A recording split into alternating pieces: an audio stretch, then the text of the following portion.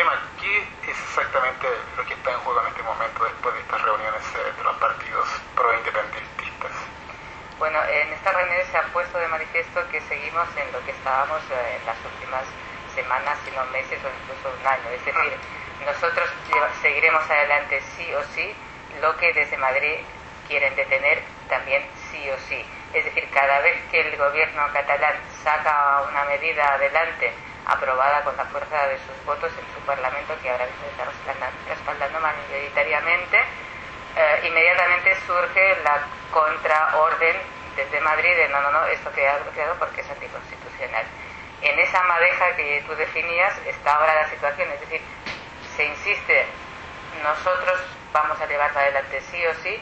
Se está tratando desde el gobierno catalán de hacer como que todo parezca que lo estamos haciendo de la mejor manera posible, es decir, somos muy civilizados.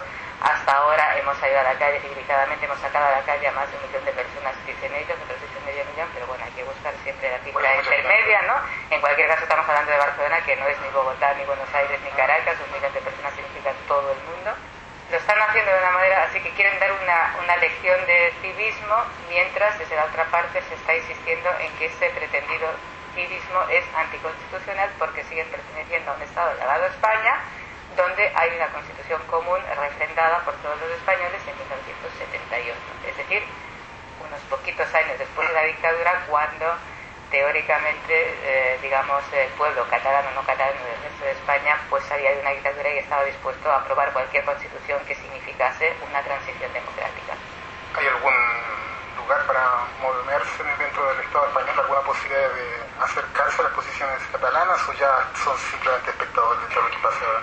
Sí hay manera de moverse, sí hay voluntad política por ambas partes. El problema es que ahora estamos en un momento en que las dos intransigencias, vamos a llamarlas así, contrapuestas, que son la actitud catalana sí o sí, la actitud española no, que no, les genera a cada uno de los partidos que las defienden mucha popularidad entre sus electores. Es decir, esta posición del Partido Popular de Mariano Rajoy de eso no puede ser y es imposible, le está generando mucho soporte, mucho apoyo desde lo que es su electorado tradicional en España. Es decir, él capitaliza bien este debate en el resto de España.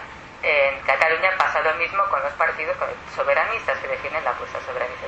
En ese sentido todo está bien. Ahora, esta semana, estos días, salía una encuesta organizada desde el gobierno, o sea, afín al gobierno catalán, es decir, vamos a ver, hay que tomarlo un poco con pinzas, pero dejaba muy claro, si hubiera elecciones ahora en Cataluña, o sea, no la consulta popular, sino elecciones anticipadas, el PP, el partido de Mariano Rajoy, sacaría en Cataluña un 2,1%. El partido hegemónico en España que gobierna con mayoría absoluta tendría este tipo de electorado. Eso, insisto, ese sondeo. Por otro lado, la fuerza dominante sería no el nacionalismo, digamos, dicho moderado del presidente Artur Mas, sino que sería, digamos, el nacionalismo más radical y claramente independentista, que es Esquerra Republicana, que sería la primera fuerza. Es decir, la primera fuerza sería el independentismo radical, que probablemente querría proclamar la independencia unilateral, y el partido que gobierna en España sacaría en Cataluña un 2,1%. Mucha gente pensó que este movimiento independentista se aceleró cuando empezó a caer la popularidad de los partidos de derecha, que esta búsqueda consiguió muchos votantes, pero por otro lado va a terminar quizás de que justamente el propio invento de Mas para juntar poder va a tener que sacarlo del poder. Claro, Mas digamos, se subió al caballo de batalla del independentismo. Su formación nunca lo había sido, querían más autonomía, querían más competencias, pero nunca habían sido independentistas. En el momento en que él se pegó un trastazo, o sea, en las últimas elecciones, él pensaba que ganaría de calle, ganó, pero no consiguió la mayoría absoluta que quería. Ahí le dio la vuelta a su discurso y se convirtió en independentista, ¿no? O sea, fue una especie de elección poco oportunista. Desde entonces hay que decir que el discurso de Mas ha mejorado mucho, es decir, no, otra cosa no, pero un político astuto es.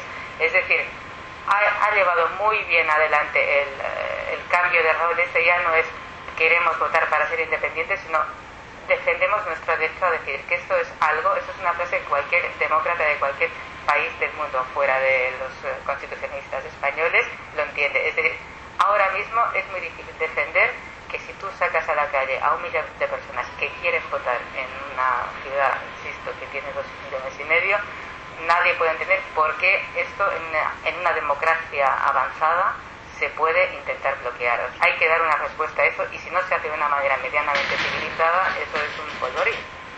Una cosa que llama particularmente a los extranjeros, que no tenemos mucho que ver directamente con España, es el fanatismo que se ha visto. Los catalanes, que siempre fueron un pueblo bastante tranquilo, muy civilizado, y ahora es imposible hablar con un catalán sin que empiece a hablar de nosotros y los españoles, o una historia que es un país reprimido desde hace décadas. Digamos, yo debo ser parte de esta especie de metamorfosis, quiero admitirlo. Yo siempre fui de las personas que no creí en el nacionalismo ni en la independencia, y sigo sin apostar por eso, pero en esa metamorfosis entra que pienso que efectivamente, como yo y como mucha gente, muchos que no somos independentistas empezamos a pensar, o pensamos claramente, que hay que someter eso a la voz del pueblo, que para eso lo tenemos, ¿no? La voz del pueblo, eso que siempre aludimos a ellos. Fuera de eso, ese fanatismo catalán, por llamarlo de alguna manera, surge del fanatismo español. Es decir, ahora mismo la actitud del gobierno español respecto a los catalanes y de los medios que se dicen liberales, medios de comunicación dichos de referencia, editados en Madrid, respecto a los catalanes, es una fábrica de independentistas, como ninguna formación independentista habría jamás logrado tantos adeptos hacia su causa si no hubiera sido por el grado de animadversión que se está... Es decir, lo de estos catalanes que quieren... Esto es algo... Si uno lee eso, medios españoles editados en Madrid, o escucha la televisión pública española, que pagamos todos porque estamos dentro de esa Constitución, rápidamente empieza a operarse en él esa especie de metamorfosis de la que yo misma empiezo a ser víctima también. Lo admito. ¿Qué tan viable te parece un Estado catalán dentro de Europa? ¿Será aceptado por la Unión Europea? ¿Tendrán que aceptar? Un Estado catalán, según los estatutos, según los tratados en vigor, como cualquier otro Estado, es decir, un Estado, una parte de un país miembro que se sale de ese país miembro, pasa a tener que pedir el ingreso respetuosamente y a pasar unos procesos. Es decir, se parte de la base de que si una parte de un país que ya estaba en la Unión Europea tiene que volver a entrar, el proceso sería más rápido porque ya tiene unos estándares económicos y políticos que le diferencian pues de otros candidatos como sería Turquía o algún país balcánico. El problema es que, como las decisiones en ese sentido se toman por unanimidad, rápidamente el Estado español vetaría hasta la muerte. Es decir, si no hay una solución consensuada, hay que imaginar que efectivamente Cataluña quedaría fuera por un tiempo determinado, pues porque no interesa que, digamos, la parte de España más productiva, más rica, que supuestamente genera el 20% del PIB del conjunto del Estado español, del Producto Interior Bruto, pues rápidamente algo, o sea, en términos pragmáticos se suele decir que algo inventaría para que Cataluña no quedase fuera. Bueno, se dice que la base oscura de todo este movimiento independentista sería por una especie de molestia de parte de los catalanes de aportar el 25% de los impuestos que se recaudan nacionalmente, a pesar de ser solo el 16% de la población. Sí, o sea, digamos que lo que siempre generó más aspiraciones autonómicas o mayores competencias fue el asunto financiero, eso está claro. Es decir, la aspiración legítima o no del rico a manejar su dinero, que eso es algo, digamos, que no es nuevo tampoco, pasa en Alemania, o sea, cualquiera. Cuando uno es el donante neto a unas arcas comunes, pues siempre hay algún que otro problemín. Ese fue el origen, y ese durante muchos años fue, digamos, la reivindicación eterna de los catalanes que querían manejar sus propias finanzas. Lo que pasa es que, insisto, entre tanto, el grado de discusión y la falta de soluciones o de horizontes más o menos realistas, donde dijéramos, bueno, vamos a sentarnos y vamos a ver cómo resolvemos este asunto, hace que ya no sea ese el único problema. Es decir, estamos también no solo en la cuestión de que los catalanes quieren gestionar su propio dinero, sino también en que hay un divorcio muy claro entre lo que es la política catalana y lo que es la política española. Es decir, cuando uno compara lo que votan los españoles del resto de España y lo que votan los catalanes, hay un abismo. O sea, no tiene nada que ver. Los la mayoría de la población catalana no quiere tener nada que ver con la España que representa Mariano Rajoy y su Partido Popular. Eso aparentemente es una visión un poco a corto plazo, es decir, tú no puedes definir la independencia de tu autonomía o de tu región pensando que quien está gobernando en ese momento no te gusta. Claro, porque estamos hablando de dimensiones mucho más. Pero como es un asunto que ha generado, digamos, tal discusión y hay tan pocas perspectivas ahora mismo de un acercamiento, o sea, no hay ninguna base que permita pensar, ahora mismo se va a resolver, o sea, tendemos la mano, hacemos algo para buscar. No hay. Entonces, claro, ante esa situación surge ese problema. Está también el problema del republicanismo, es decir, la izquierda republicana, que sería ahora mismo la primera fuerza en caso de haber elecciones anticipadas en Cataluña, es un partido republicano. Es decir, todo esto viene en un momento, no pasa porque sí, viene un momento en que hay una gran demanda, no solo en Cataluña, para reconsiderar esa constitución que nos ató a una monarquía en 1978, dictada, emanada directamente de la dictadura, porque Juan Carlos I fue el sucesor que Francisco Franco, el dictador, impuso.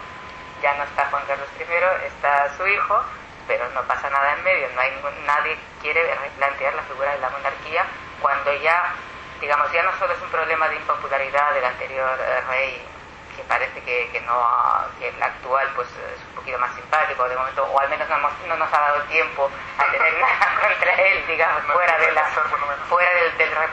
republicanismo, digamos, como ideología, ¿no? O como forma de entender un Estado, una democracia, donde nada se puede heredar y menos un país, ¿no? Entendiéndolo así, eso no se ha resuelto, o sea, se suman muchas cosas. Es decir, ahora mismo ya no solo que los catalanes quieran una reforma constitucional, es que muchos españoles también la quisieran. Y a esa reclamación de los catalanes ahora mismo, soberanistas, etcétera, etcétera, quieren una consulta, quieren tener derecho a expresarse en una consulta, si quieren ser o no independientes, que vamos a ver qué pasaría. Vamos a ver, porque una cosa es que se acabe organizando una consulta que sabemos que no va a ser, o sea, que tal como se dirige hasta ahora no sería vinculante ni representativa, porque no es lo mismo ir a votar como acto de protesta porque no te dejan, que hacerlo pensando que lo que salga de esas urnas es lo que va a pasar, ¿no? En esos momentos también se juntan reclamaciones de otras autonomías, como la vasca, que también tenía esa especie de asignatura pendiente que se quedó ahí en el momento en que dijeron al entonces Lehendakari, si impulsas un referéndum vas a la cárcel, más o menos. Tenemos también otra comunidad, que son las Islas Canarias, que son de derechas por definición siempre, que quieren impulsar un referéndum en contra de unas prospecciones petrolíferas cerca de sus costas, que tampoco les van a dejar hacer. Pero ¿qué es esto? O sea, vamos a ver, o sea, la democracia tiene que renovarse, o sea, no puede ser que la gente no pueda votar. Esta fue Gemma Casadevall, nuestra invitada catalana. Una catalana en plena metamorfosis. Muchas gracias, Gemma. A vosotros.